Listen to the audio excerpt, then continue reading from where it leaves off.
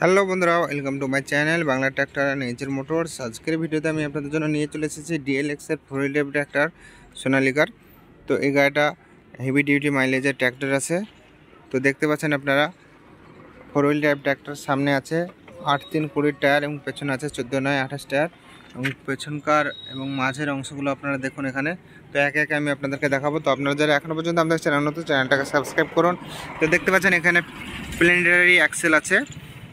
তো পাডলিং অর্থাৎ চাষের ক্ষেত্রে বিশেষ উপযোগী এই অ্যাক্সেল। তো দেখতে পাচ্ছেন গাড়ির নাম্বার, এই নাম্বার মারলে আপনারা বুঝতে পারবেন গাড়ির বয়স কত, সমস্ত কিছু লাস্ট টাইমে বলে দেবো আপনাদেরকে গাড়ির দাম কত কি আছে। তো দেখুন এখন পেছনকার ফাংশন। তো দেখতে পাচ্ছেন পেছনে এই সমস্ত অ্যাটাচমেন্টগুলো আছে।